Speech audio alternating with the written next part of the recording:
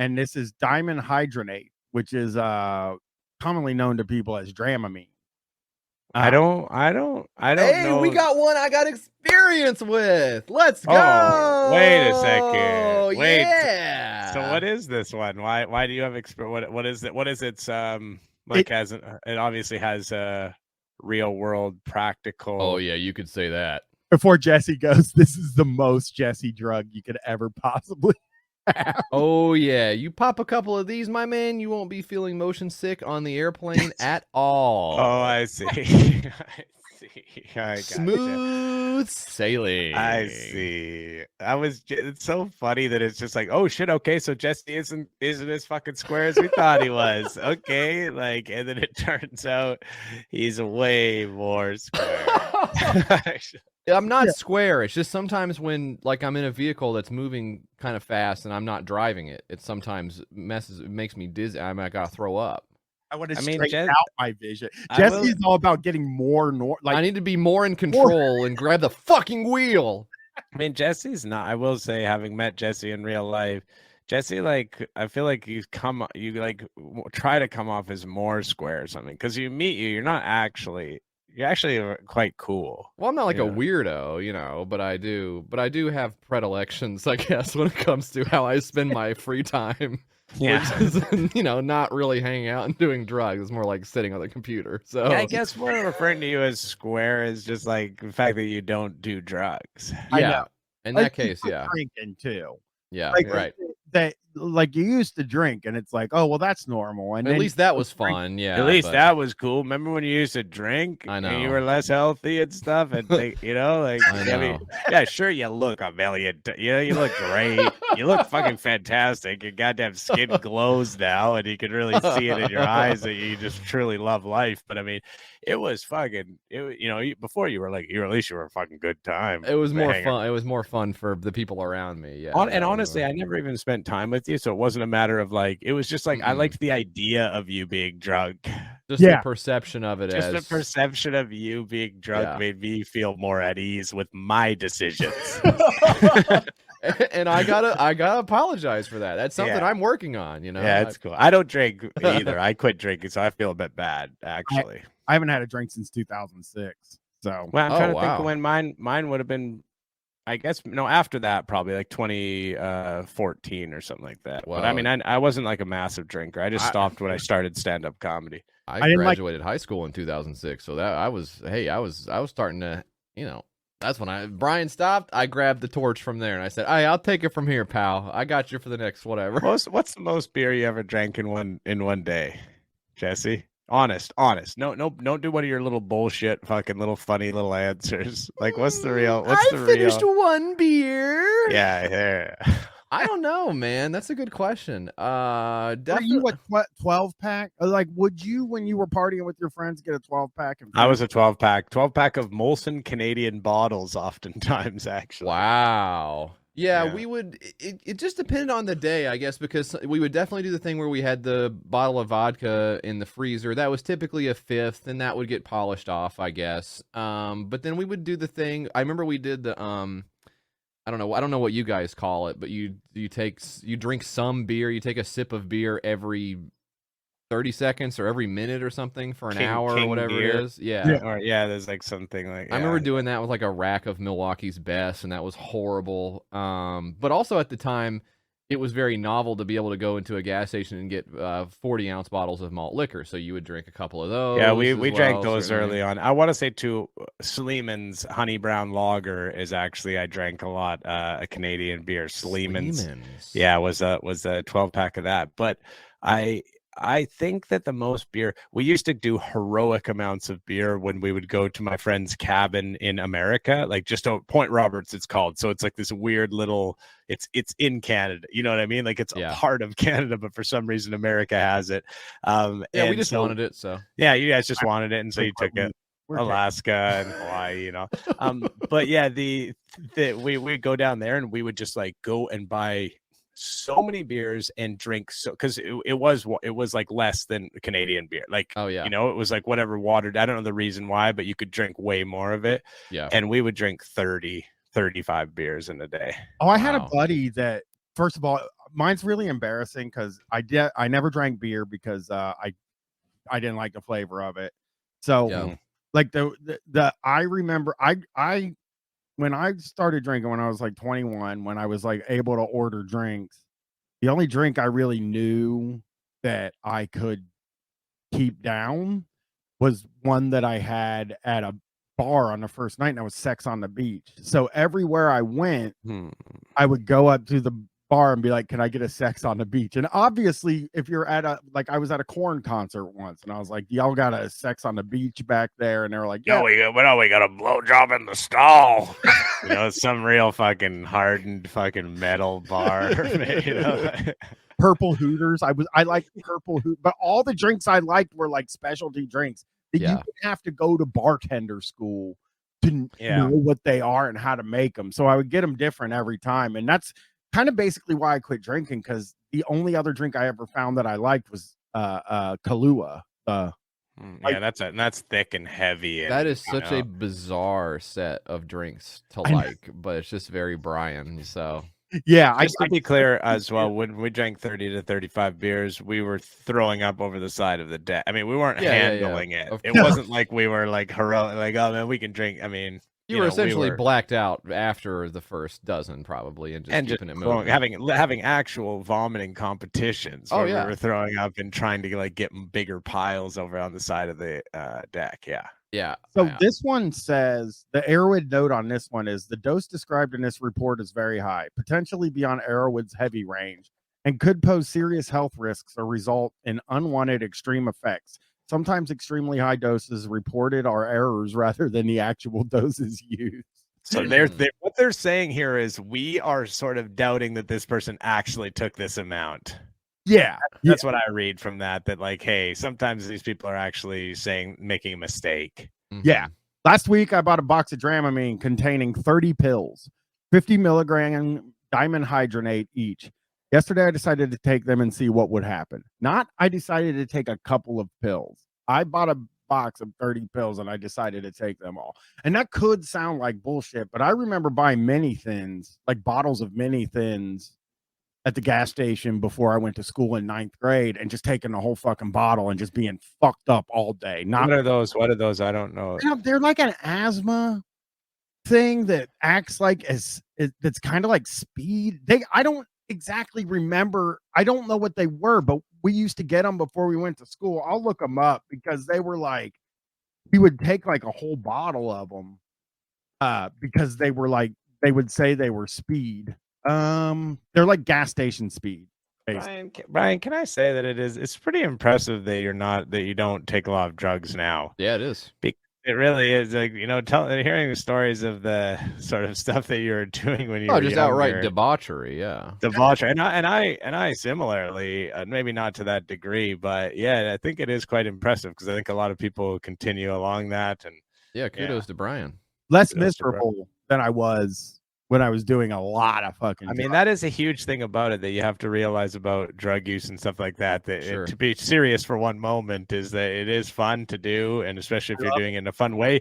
But when it's happening so often, it is often a good idea to maybe get to the root of why it is you feel the need to always be taking drugs. Because for me personally, I've found that when I'm feeling the need to always take drugs is because I am not dealing with some serious things that are going on in my life. And it always feels better to, get that dealt with, and then, chill out every now and then, once a week, take a couple of mushrooms and watch a movie and just do it in a fun way, Well, this guy has the set and the setting and the dosage. So he said the set, I was bored, stressed out after a long day at work, and I was filled with hate for everything. That's the set. That tracks. Okay, so he's not hiding the fact that this is at a low point for him. So this doesn't really feel like a trip that much. Maybe feels a little bit more like the other thing. Therapy. As well, of course, Dramamine can be very therapeutic, especially if you're feeling kind of nauseated. You have to get on like a Incredible Hulk themed roller coaster because your wife wants to go on it or whatever. And you're like, I don't know if I can make it through this, babe. And just pop a couple. But what I want to say about Dramamine is one reason I'm thinking that just some clues as to whether or not this is a real trip, right? So he says, what did he say? Bottle and 30 pills. box, I think. Did you say box or bottle? Yeah, because it is a box. It's a box. Okay. A box, yes. Because I have one in my house too, not to take like all the time, but I have one of the boxes of 50 pills. Of Dramamine specifically? Yes, it comes in like blister packs instead of in a bottle. You buy the little thing, the little bottle that's like 8 or 12. Yeah. You telling me you got a full tell me you got a full dram sack at your house? You got a little fucking fun later, brother. You better be careful saying that on here. People might know where you live and come, do a smash and grab on your Dramamine. So you That's a big thing nowadays. I mean, here's the thing. I have a tin in my kitchen of research chemicals that somebody gave me when I was out on tour that I haven't even fucked with. They have names like 2CB and shit like that. And I told my friend, I was like, I guess if you want some of these, you can have them. The guy told me only to take one. I gave him 3 and he took all 3 of them and said it was the most terrifying experience of his life. I might even toss that in the garbage. I might even not in there that I would think I might do someday, Yeah. I just let her. Well, I think there's a half-life probably, but I would just dump it, down the toilet. But the one thing I want to say about Dramamine is if this guy really knows his stuff, he would know that Dramamine, first of all, typically doesn't come in that huge of an amount. Most of the time you see it in the smaller travel size portion. Yeah. But if you do get the big one, it is in the blister pack, so inconvenient to use in mass. Yes. But also they're tablets. They're not pills. Now that's a difference. You know the difference between tablets and capsules and pills. Those are different things. So if you're really ensconced in the drug lingo, as so many of us are, you might be called a fool for saying I'm taking a Dramamine pill. You say, what's a pill? I've never heard of a Dramamine pill. I've heard of a Dramamine tablet. I don't know. Listen, Jesse, I had a massive pill problem and I didn't know that. It's such but the capsule is the thing where you can like open it up and there's powder inside. Yeah. And then there's like the gel. The gel is different, right? Than the pill. The pill is like. But can I be honest? Yeah. Pill covers all of them as far as the lay person. The lay person is concerned. They're just like they just see a thing that with some water. That's all I'm saying is this guy's a Dramamine rookie. Okay, he doesn't. Okay, this guy, Jesse is like he's like, you don't know shit about drama. He's getting offended at this guy's like lack of knowledge about drama. When it comes to the drama, this guy, he doesn't know. He's not worth. Drama alert! Drama alert! Hey, this guy Jesse is a guy. He is basically an Irwin. Like we're seeing it right here. He is one of these guys. He is for sure. So he goes, first I took 4 pills and waited some 30 minutes. Absolutely nothing. Then I took 2 more pills and waited some 30 minutes. Again, nothing. I ended up repeating this process of taking 2 pills at a time and waiting until I would notice any effects. In the end, I ingested 1,500 milligrams of this shit in total. I took all 30 of the pills and only felt somewhat heavier and a little drunk, probably because I was drinking some vodka. I was frustrated and angry that nothing out of the ordinary was happening, so I gave up and went to sleep. I woke up in the middle of the night feeling nauseous, which that's a little bit fucking weird to me, right? Like there should be nothing that could attack you nausea-wise after that much of the day. Yeah, that's a real problem. And one thing you shouldn't have to worry about. No, and I didn't have enough time to reach the bathroom, so I puked on my bedroom floor. It was too dark to see anything, and I felt very heavy and disoriented, so I decided that I would clean it up in the morning. Then I went back to sleep. Well, it'll dry up a bit too, and some of it you can just sort of you can get the flakes or whatever. You can just sweep it. I woke up in the morning feeling weird. While I was getting up, I looked down and saw a small pool of black goo splattered on the floor. I was shocked. What the fuck was that? Then I remembered that I had to puke during the night and came to realize that the black goo was my vomit. I was even more shocked and disgusted. Why did I puke some disgusting black goo? What was in that? I had no idea. So I grabbed a small tool that looks like a trowel and proceeded to take small samples of the vomit to look closer and try to figure out what it was. I smelt it. It had a very sweet, but also very sickly smell. It's vomit. Like that always has the sickly smell. Didn't you have to like get up and do something the next day? You're like picking apart your vomit and looking at it under a microscope. Yeah, what are you doing? He did have to. He had to do something the next day. He had to fucking analyze his fucking black puke. What's going on with this dude? You had to fucking do it, man. It was one of the most disgusting things I had ever seen. Eventually, I finished cleaning the floor, and to this day, I have absolutely no idea what that was. I stumbled into the living room, feeling very heavy and spaced out. Suddenly, I look into the other bedroom where I keep the litter box of my cat, and there he was, sitting next to the litter box. I found it strange that he was looking directly at me in the eyes. I walked closer to the bedroom door and kept looking at him. He didn't move or blink. He seemed paralyzed. If you own a cat, you probably know that cats don't maintain eye contact with someone for a prolonged period of time. They always tend to look somewhere else than look back at you. That I don't know. I don't. That's not true. I have a cat. They'll look at you. They'll stare at you for a long time. My cat does all the time, especially if they want something, if they need something. Like my cat will literally, if my cat needs to get fed, my cat will sit there and stare at me in like the most awkward and weird way, like just standing there statuesque for an hour if I don't do anything. Yeah. So that is false. Well, he says he was absolutely not doing this, and for whatever reason, his eyes were making an expression of hatred. And then in parentheses, he says, like a human when you're furious. You didn't feed him. He needed to be fed. Arrowwood's lawyers have determined that this is not an accurate statement as to the behavior of most typical domesticated house cats. Please proceed at your own risk. The cat needed to be fed, and the cat or needed its litter box cleaned. Or maybe, I mean, he might. I hope he's not. Like, if this were like a joke or whatever, like a silly story, I would think he's building up to the fact that he ate a bunch of cat shit out of the litter box. But yeah, that'd be funny. I don't think.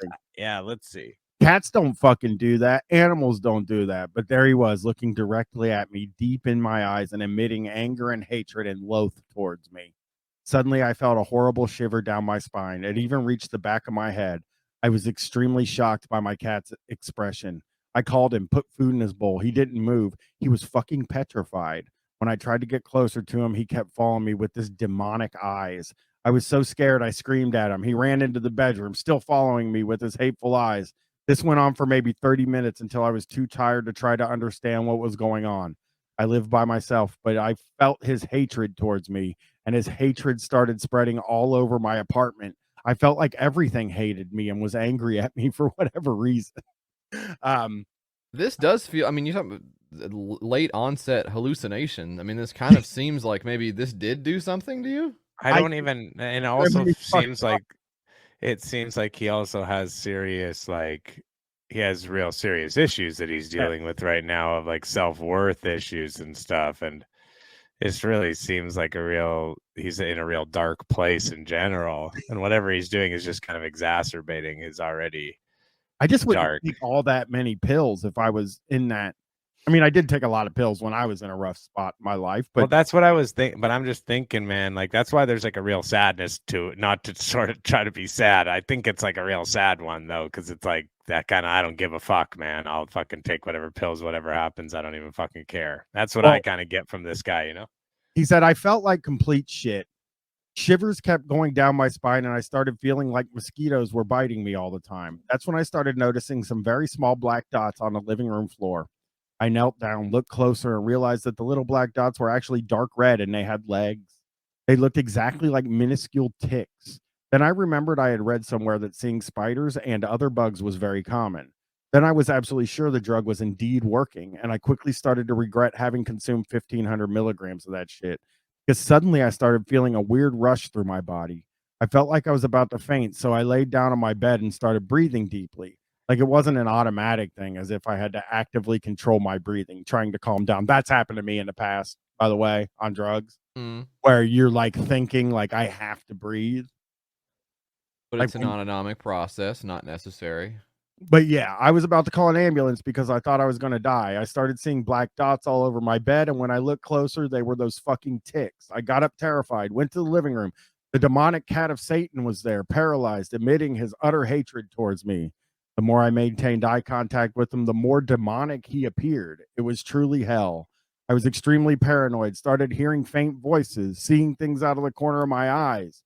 Some objects had walls around the apartment, Some objects and walls around the apartment had this very weird, jagged, transparent outlines, which would start shaking uncontrollably the more I focused on them. Everything that happened sent me into some paranoid state, as I believe the apartment had now some extremely demonic presence. Like every single object was now emitting hatred towards me. I felt like I went to sleep in the normal dimension and woke up in an alternate dimension, and I was begging for it to end. I was never so scared in my entire life. By the way, I'm 30 years old. If I could describe this experience using only 3 words, I would definitely said hatred, hell, and nightmare. Wow. Fun. And what a fun episode it was, folks. Thanks for tuning in. Let me give you a funny one real quick.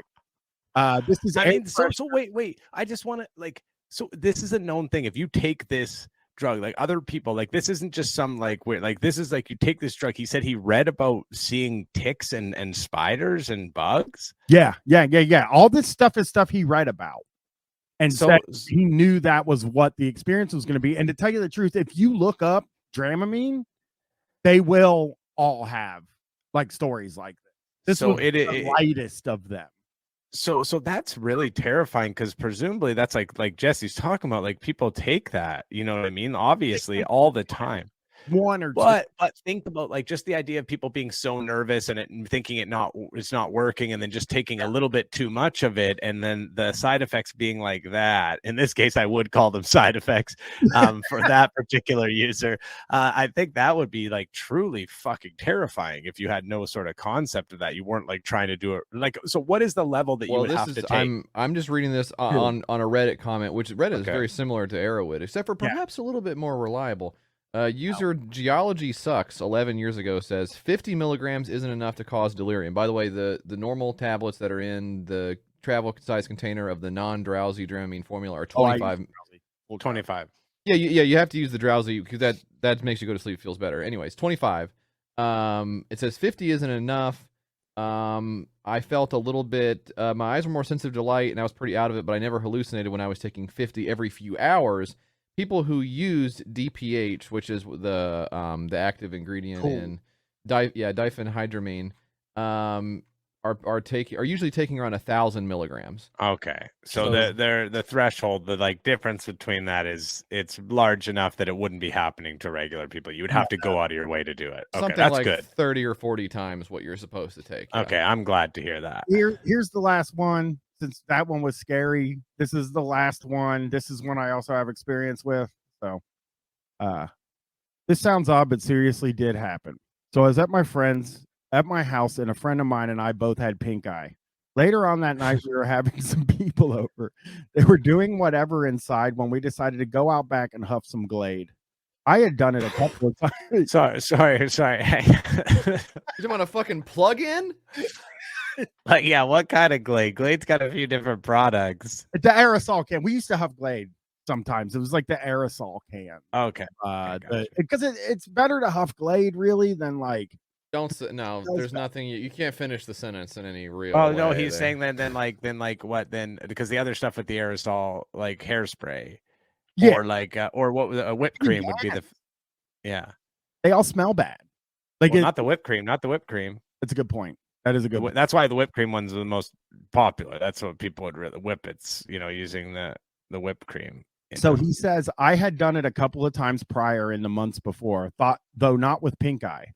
So we huffed the Glade, got high, went inside, and to our surprise, within 20 minutes, we both noticed that our eyes were totally better. No pus, no red. This was like the second day into having it too. Nonetheless, it was strange. I proceeded to email the Glade company and tell them about it. Only to receive a reply suggesting that I seek rehabilitation, also giving me contact numbers for doctors. So that was in the year 2000.